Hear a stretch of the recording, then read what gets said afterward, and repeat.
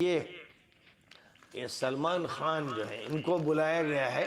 ذرا مجمع دیکھیے، جو حج کا مجمع ہوتا ہے وہ مجمع اس وقت فلم اسٹاروں کے استقبال اور ان کے گانے سننے کے لیے اور ان کے ناچنے کو تھرکنے کو دیکھنے کے لیے اور ان کے ساتھ جو دوشیزائیں ہوں، جو لڑکیاں ہوں عریاں اور بدمعاش اور بد کردار، ان کا استقبال کیا جا رہا ہے اور بڑے اعزاز سے نوازا جا رہا ہے.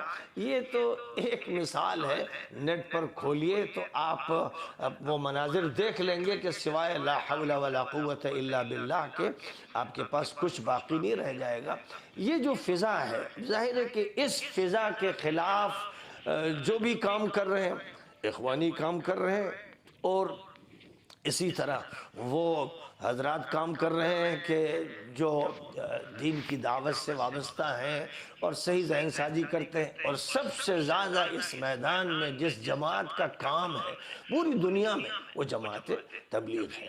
تبلیغی جماعت اس سلسلے میں اتنی معروف ہے کہ دشمن اور دوست سب کو اعتراف ہے کہ یہ جماعت سب سے زیادہ بہتر اور غیر سیاسی جماعت ہے. اس کا کام صرف دعوت ہے، صرف صلاح اور اصلاح ہے. اور اس جماعت کے ذریعے سے بر صغیر میں سب کا مشاہدہ ہے کہ لاکھوں افراد جو کسی نہ کسی طرح بدعات میں مبتلا تھے اور کچھ شرکیہ چیزوں میں مبتلا تھے، قبر پرستی میں مبتلا تھے، ان کو ہدایت ملی. لاکھوں انسان توحید کے زبردست حامل بن گئے. لاکھوں انسان سنت کے عملاً پابند بن گئے. لاکھوں انسانوں کو ہدایت ملی، زندگی بدل گئی. زندگی ان کی شراب و کباب میں گزرتی تھی، زندگی ان کی جاہلانہ غافلانہ تھی. اس زندگی کو انہوں نے ترک کر دیا. جہاں سے ان کو بڑی دولت ملتی تھی، دولت ترک کر دی، اور وہ مسجدوں کے ماحول میں اور سنت کے ماحول میں اور دین کی تبلیغ و دعوت کے ماحول میں منتقل ہو گئے. اور انہوں نے، واقعہ یہ ہے کہ ایسی قربانیاں دی ہیں کہ حیرت انگیز ہیں. ان قربانیوں کا تذکرہ ہمارے پاس حضرت مولانا محمد الیاس صاحب کی سوانح میں موجود ہے. مولانا علی میاں صاحب نے حضرت مولانا الیاس صاحب کی سوانح پر جو کتاب تیار کی ہے، مولانا محمد الیاس اور ان کی دینی دعوت، یہ عربی میں بھی موجود ہے، اردو میں بھی موجود ہے اور پوری دنیا میں پڑھی گئی ہے. مولانا الیاس مجدد تھے 13ویں صدی کے. اس پر ہر صاحب علم، صاحب دانش کو، صاحب دعوت کو اتفاق ہے. اور واقعہ یہ ہے کہ انہوں نے جس طریقے پر لوگوں کو اپنے ماحول سے نکال کر جس طریقے پر سنت سے وابستہ کیا اور اللہ سے جوڑا اور اللہ پر توکل اور اللہ پر اعتماد اور بس اللہ سے لگاؤ، ایسی توحید کی سرمستی پیدا کی کہ جس سے زیادہ توحید انسان کی زندگی میں داخل نہیں ہو سکتی. ایک توحید کا عقیدہ ہوتا ہے، کتاب میں پڑھا دیا جاتا ہے. جیسے سعودی حکومت کے ماتحت چلنے والے اداروں میں چند الفاظ ہیں جو پڑھا دیے جاتے ہیں، لیکن ان الفاظ کا زندگی پر اثر نظر نہیں آتا ہے. لوگوں کا حال یہ ہے کہ وہ اسباب میں الجھے ہوئے ہیں، انہی میں فنا ہے، سوائے مال و دولت کے، سوائے ریال کے اور درہم کے اور ڈالر کے دماغ میں اور کوئی چیز نہیں ہے.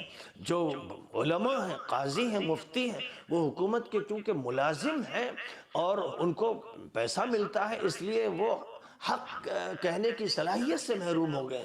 اب ان کا حال یہ ہے جیسے حدیث میں فرمایا گیا کہ وہ ظالم حکمرانوں کی تائید کر رہے ہیں، ان کا ساتھ دے رہے ہیں. نبی یہ فرما چکے ہیں کہ ایسے لوگوں کا مجھ سے تعلق نہیں ہے، میرا ان سے تعلق نہیں ہے. یہ کھلی بات احادیث میں فرما دی گئی.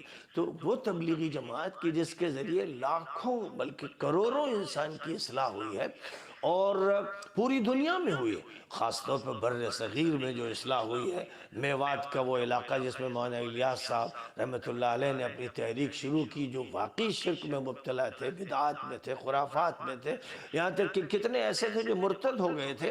ان کی جو اصلاح ہوئی ہے اور جو تبدیلیاں ہوئی ہیں اور جس طرح نیک اور صالح اور متقی افراد ان میں سے ظاہر ہوئے، پھر انہوں نے جو دعوتی و تبلیغی کام کیا ہے، یہ اتنا زبردست تبلیغی کام کام ہے کہ جس سے نہ دینی مدارس محروم رہے، ندوۃ العلماء ہو یا دیوبند ہو یا مزار العلوم ہو، ان سب مدارس پر زبردست اور گہرے اثرات پڑے کہ جو صرف علم حاصل کرتے تھے وہ داعی بن گئے، مبلغ بن گئے، ان میں ایک تحریک کی جان پیدا ہو گئی۔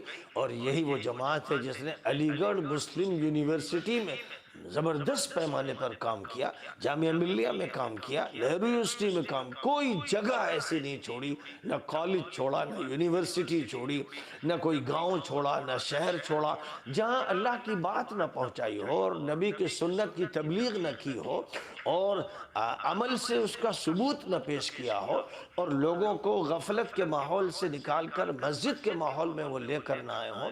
تو یہ جو عظیم الشان کارنامہ ہے یہ تبلیغی جماعت نے انجام دیا۔